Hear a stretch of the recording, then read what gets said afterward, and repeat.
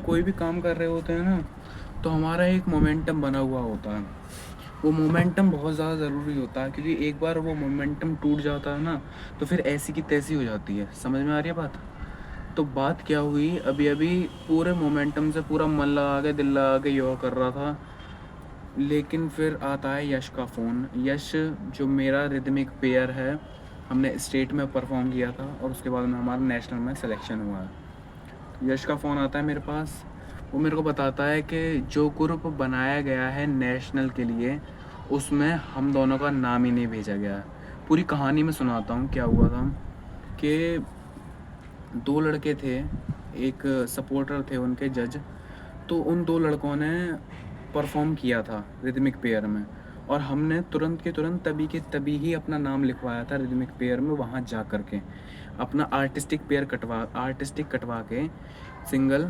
फिर हमने रिदमिक में अपना नाम जुड़वाया था। ठीक है, रिदमिक में 2 जने खेलते हैं, आर्टिस्टिक में 1 जना खेलता है। ठीक है, तो उसको सेक्रीफाइस करके हमने नाम जुड़वाया था रिदमिक पेयर में, क्योंकि सिर्फ 2 ही इवेंट खेले जा सकते हैं हमारे द्वारा, हमारे यानी योगा वाले प्लेयर्स के द्वारा।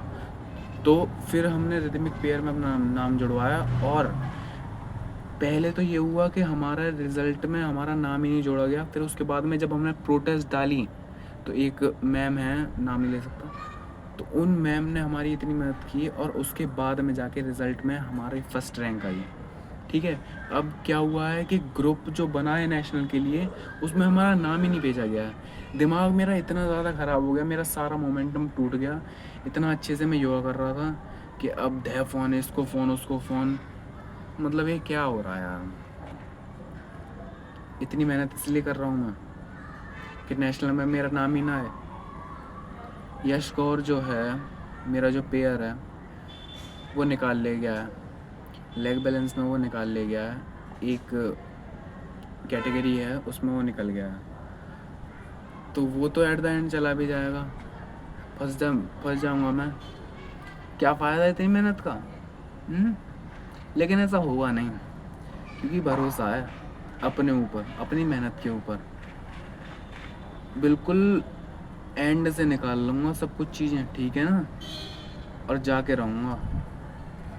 अपना हक जो है वो मिलता नहीं है, वो छीनना पड़ता है। ठीक है, जैसे है ना जीतू भैया का डायलॉग कि कुछ चीज़ अगर तेरे को चाहिए तो भाई भीख तो मांग मत, अगर पोटेंशियल है तो मेहनत कर और हासिल कर ले।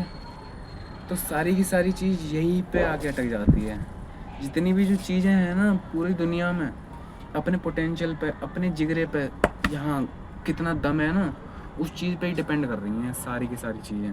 तुम्हारी आवाज़ में वॉल्यूम होगा ना, सामने वाला झुक के सलाम करेगा। आ रही है बस समझ में? इसलिए तेज़ बोलने वाले आज आगे बढ़ रहे हैं। देखा होगा आपने, कई सारे होते हैं। हाँ, एक एजुकेशन का एक वो पड़ जाता है फंडा, कि एजुकेशन जो पा लेता है वो थोड़ा सा नम्र स्वभाव का हो जाता है, थोड़ा सा धीरे बोलता है, लेकिन वज़नदार वो बहुत बोलता है।